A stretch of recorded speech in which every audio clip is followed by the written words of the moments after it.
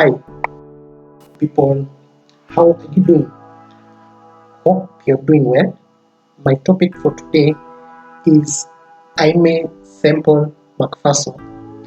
I'll talk about her life from the time she was born, her ministry, up to the time she died. And her life goes like this. Aimee Semple McPherson, who was born on October 9th, 1890, near Ingersoll, Ontario, Canada, and died on September 24th, 1944, in Oakland, California, USA, was a controversial American Pentecostal evangelist and early radio preacher whose international Church of the Foursquare Gospel brought her wealth,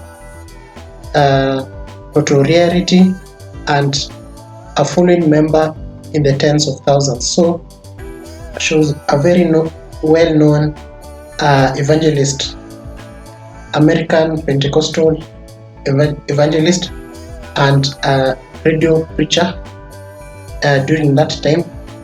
And Aimee Kennedy was reared by her mother in the work of the Salvation Army, and she preached her own brand of the Christian gospel at age 17. And in 1908, she was married to a Pentecostal evangelist, Robert J. Semple. So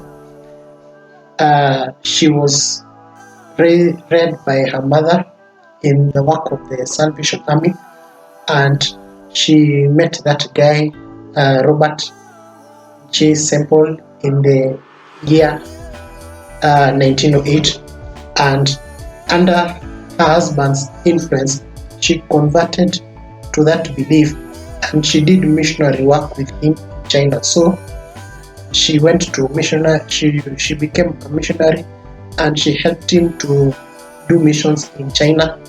She was able to win souls in that country, and after the husband's death in Hong Kong in 1910, she returned to the United States. So the husband died in the year 1910. So she married him from 1908 till 1910. That's when he died, and so she left China and went back to USA. And in 1912, while working with her mother and the Salvation Army in New York City, she married Harold S. McPherson, and the marriage ended later when she turned to full-time itinerant evangelism and healing. So she got married to Harold in 1912, and the evangelism and preaching and healing ministry made her marriage to end.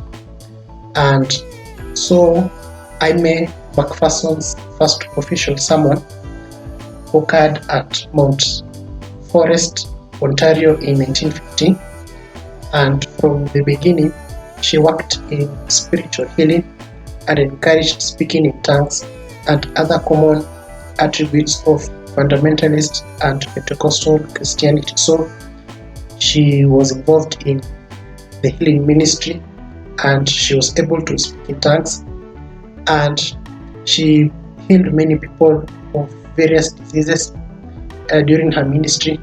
And in 1923, Angela's Temple was dedicated as the Church of the Foursquare Gospel, deriving from McPherson's vision of a four-faced creature she interpreted as typifying Christ's fourfold role as Savior, Baptizer, Healer, and Coming King.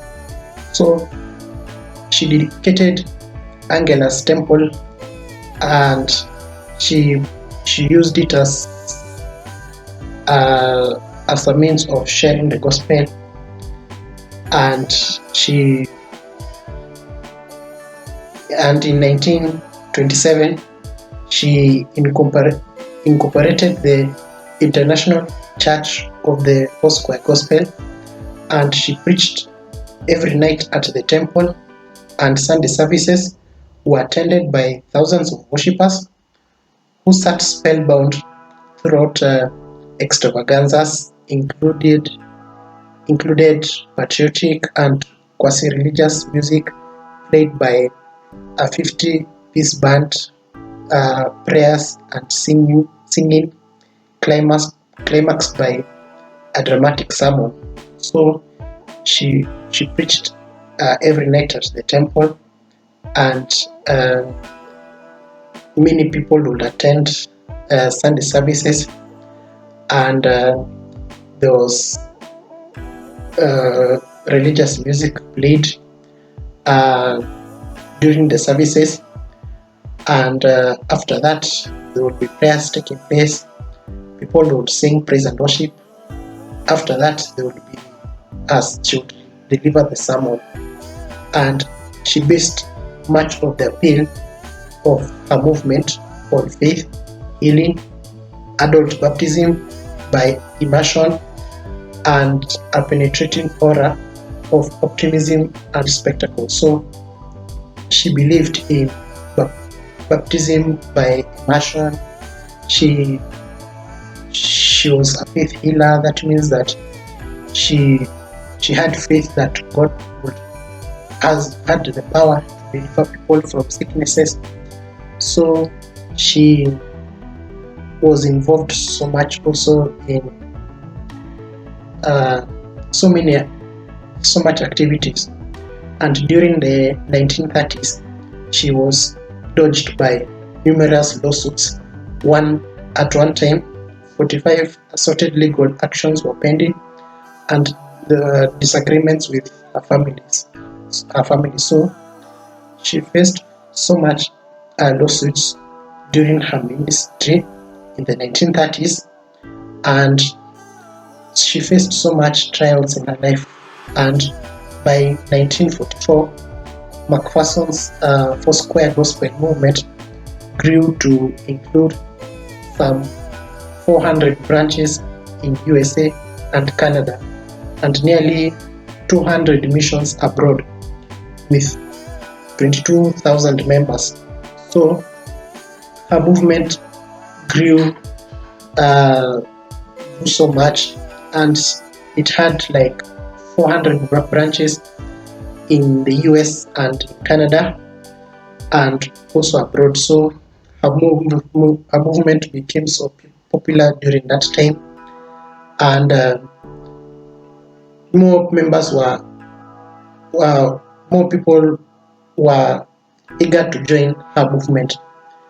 And she died from an overdose of sleeping pills, which were declared accidental, and her son Rolf McPherson continued the movement. So she was born in the year 1890, and she died in the year 1944. She was like 53 to 54 years at that time. So she left a huge legacy in her life. She impacted so many people during her ministry. She brought healing to them. She was able to proclaim the good news of salvation to various souls across the US, Canada, and across the world. And if you've learned something from the life of Aimee Semple McPherson, you can comment down below, and have a good day.